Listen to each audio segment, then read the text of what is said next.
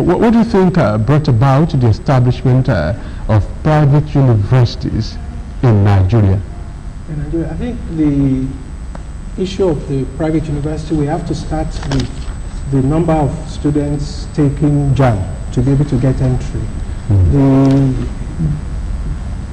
The beginning of the universities, we've seen that at that time we had over 1 million students sitting JAMB, and the total capacity of the Nigerian system at that time, we have federal university and state universities. So there were only about 200,000 vacancies. So there was a lot of pressure on the government, and the government could not fund the public universities. They were overflowing, and a lot of the students were traveling abroad. So they first of all, in 1983, decided whether they first of all banned the establishment of private university, but they reversed, the military government reversed that decision, and licensed the first few universities, Ibn Edion, Babcock, and others were established, and subsequently the growth of private universities since then has overtaken the public sector. There are currently 44 federal universities, about 47 states. There are 79 private universities. So the private universities are the driving force of the Nigerian economic system now. As a follow-up to that question, some people believe that establishing private university was just a way of allowing people who didn't do well in JAMB, or people who could not measure up to standard, to see that as a second option. What's your opinion about this? No, I think that's further from the truth. The real situation is that if we start with Crescent University, and established by His Excellency Prince Bola Ajibola. As you know, Prince Bola Ajibola was the Attorney General of Federation. He was the Nigerian ambassador. I was the Minister of Justice. But latterly, he was also the World Court representative at The Hague, Netherlands. And he said that whilst he was there, whenever he introduced himself as a judge from Nigeria, the comment that came repeatedly was that here was a country that did not care about education. And he said there are two facts that made it difficult for him to defend. They were always quoting the figure that the largest number of children in the whole world, 20% of children in the whole world, 13 million, are in Nigeria. And also, of course, the issue of infant mortality. So that has made him, on his retirement, age 70 from The Hague, to put all his resources to establish the private university, Crescent University. So he was not looking to make profit. He was wanting to assist the nation in allowing the opportunities for the children. The second issue, of course, is that we are the biggest exporter of students to other countries. The Nigerian university? Yes, the Nigerian parents. Okay. When I was in the University of London, Nigeria was in the top 3 students we were receiving. Malaysia, Singapore, China, then Nigeria. People paying in pounds. So that meant is that we were more or less developing other countries. But that is even far. Let us look closer to home. Closer to home, again, as Prince Bola would say, that in their days, or in the early days, most students from Ghana and the sub-region, South Africa, we funded during the apartheid period, we funded students from Rhodesia, Zimbabwe, South Africa, Namibia, Rwanda. They were all funded on federal scholarship. That was Nigeria's support for those countries. But latterly, the table has turned the other way around. There are now 78,000 Nigerian students in Ghana alone, paying more than the federal budget for education. So I think that is the reason. So those are our challenges as a country. And I want to put on record that the Nigerian parents are the biggest developer of tertiary education in Ghana by virtue of what they are paying there. So the idea of establishing our own private university is to be able to train our own students and also to provide them with the opportunities for them to learn within their own country. This is still Your Image and this PR conversation with the CEO. My guest is Professor Ibrahim Gbajabiamila, Vice Chancellor, Crescent University, Abeokuta. We will be right back. The program continues in a moment. Stay with us.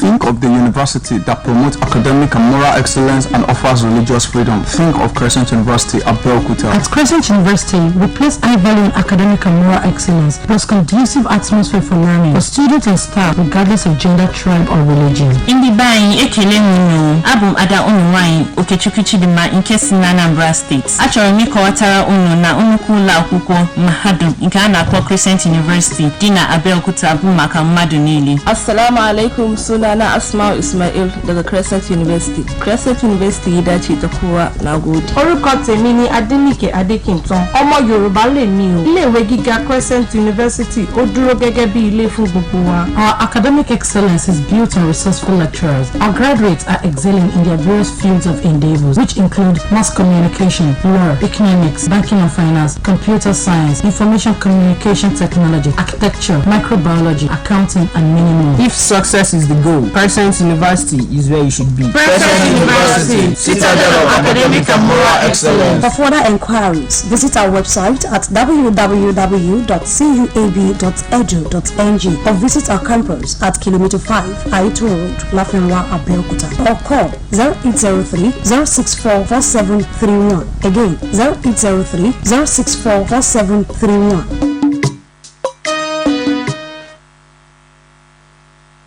You are welcome back. This is your image and PR conversation with the CEO. My guest, Professor Ibrahim Gbajabiamila, Vice Chancellor of Crescent University, Abeokuta. Before we go to break, Prof, yes, how has your institution impacted on the mission of establishing private universities in Nigeria? Yes.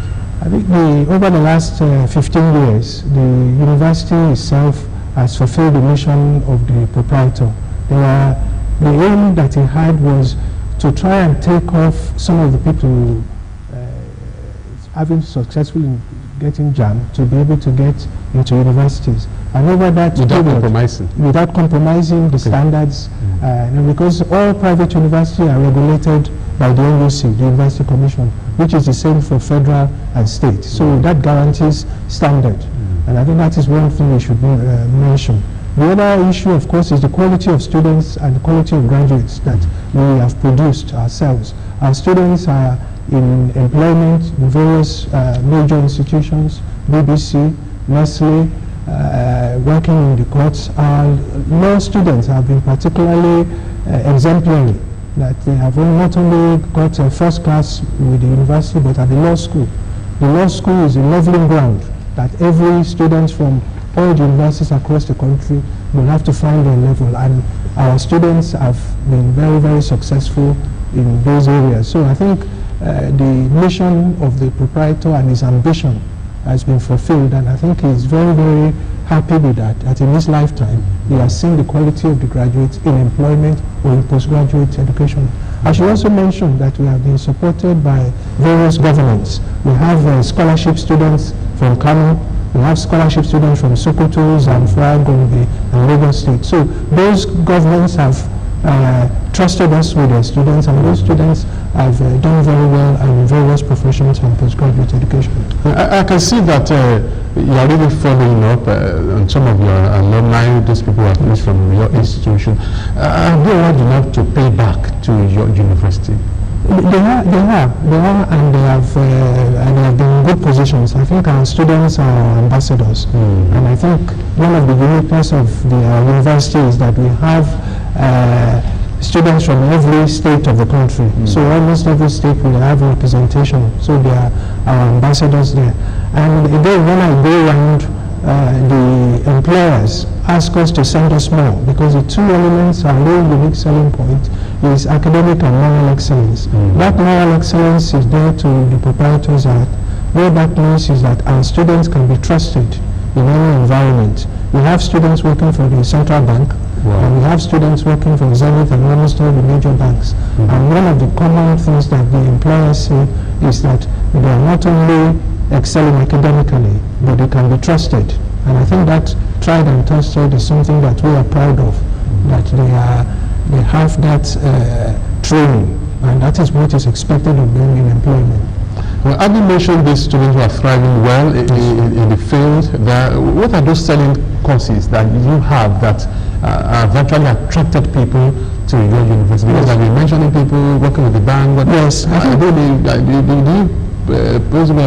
more emphasis, more emphasis in certain courses than the other. Absolutely. I mean, the difference between private and public universities is that we are focused on entrepreneurship and employment. Okay. And so we are doing courses that parents want. So essentially, we are preparing students for the world of work. And I think what has made it clear, made it unique for us is the recent pandemic. It has shown the clear difference between the private and the public sector. We have always had a learning platform, e-learning to support our students whilst on campus. So when COVID started, we were able to start continuing teaching because we already had a system in place to teach online to support the students when they were at home between that period. So the students were fully engaged, and I think that's the level of investment that we have put in, which unfortunately is not available to those on the public sector. The second issue, of course, is that there is a strike in the public sector. There are students who are admitted last September who have not resumed. So they have lost a year.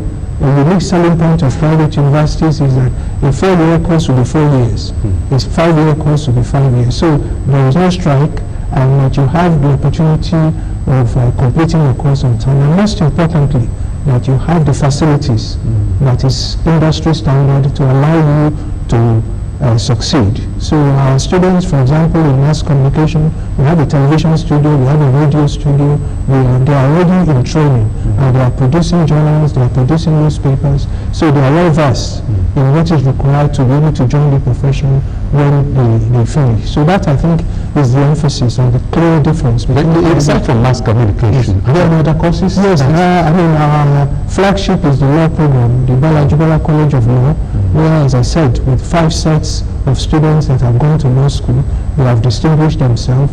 And our College of Science, which is my own college, we have biochemistry, microbiology, a number of students that have done very well. The head of microbiology quality assurance at Nestle in Ogun State is a student, is a graduate of microbiology. Of your university? Yes, of our university, yes. His name is Kazim Sonolu. So there are a number of students in across the range that have done very well in accounting, in economics, as I said, and in various other areas that we offer. But I can give you evidence, and if you go to our website, you'll be able to see the accomplishment of our students across the states, across the gender. I must also mention that one of the ambitions of His Excellency was girl child education. And invariably, we have more female students than male, and to their credit, they have outperformed the male students. Most of the first class, most of the best performances are the female students, which we are very, very proud of. You're watching the PI conversation with the CEO, and the topic is improving tertiary education in Nigeria, the role of private university. I still have in the studios with me the Vice Chancellor, Crescent University, Abeokuta Professor Ibrahim Bajabiamila. You can follow the conversation via Facebook, via Twitter, via Instagram. You can also, of course, phone in and make your contributions on this show. Let me go to my next question. The Professor, we have talked about the alumni, how they are faring in the field, and I want to look at the national scope of your admission.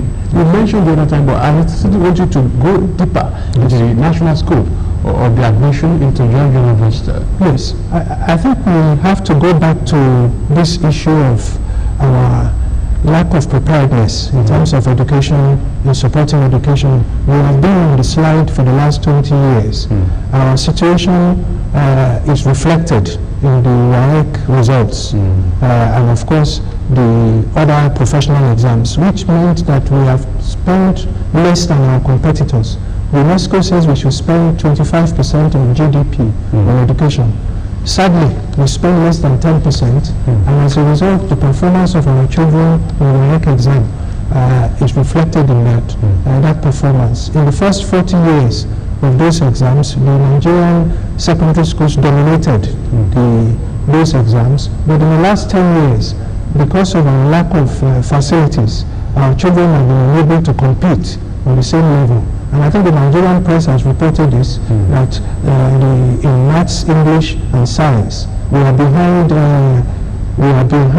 Ghana in that sense. And I think that is because when you go to public secondary schools in Ghana, you will find running water, electricity, and more importantly, internet. So modern science, modern education require those facilities which are not available in the public sector secondary schools in our country. So parents have been looking for ways around it by funding it themselves. The Nigerian parents will not salute them because they are a kind of a local government by themselves. If there's no light, they will provide generators. If there's no water, they will dig borehole.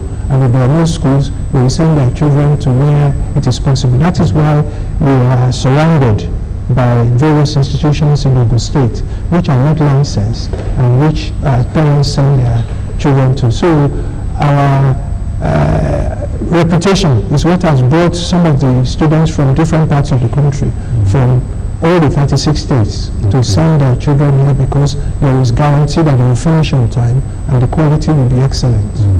And the quality will be excellent, and that is just the words from Professor Bajabia, my guest today on PR Conversation with you. Let's have a short break. When we come back, the conversation continues with my guest on the show.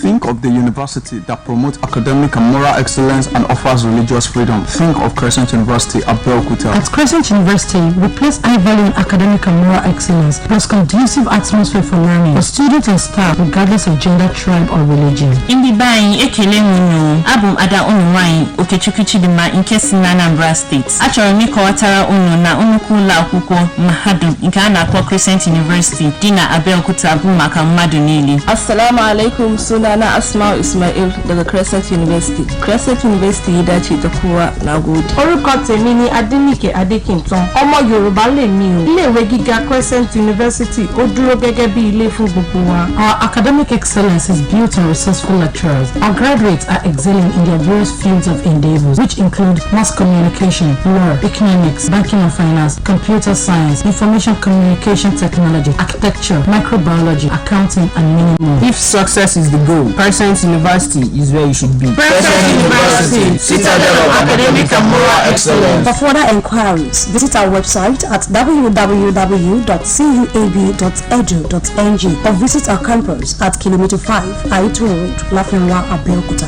or call 0803-064-4731. Again, 0803-064-4731.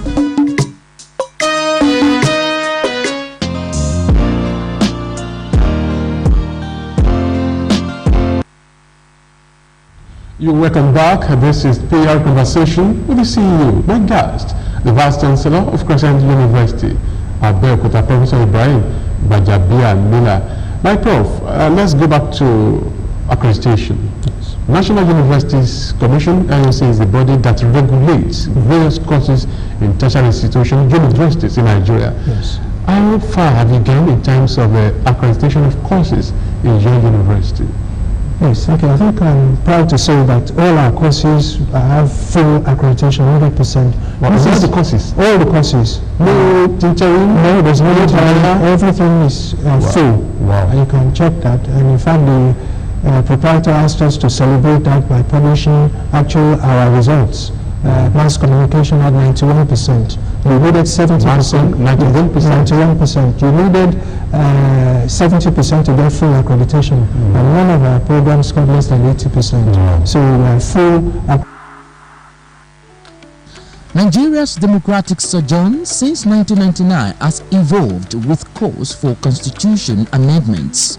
On Friday, October 16, 2020, ODTV's Democratic Path lost Right Honorable Olakunle Oluomo, Speaker, Ogun State Ninth Legislature, and constitutional lawyer Barrister Tunji Onabawo, as the duo shed light on fiscal federalism, precursor for restructuring. Date again is this Friday, October 16th, starting from 3 p.m. to 4 p.m. Don't miss it.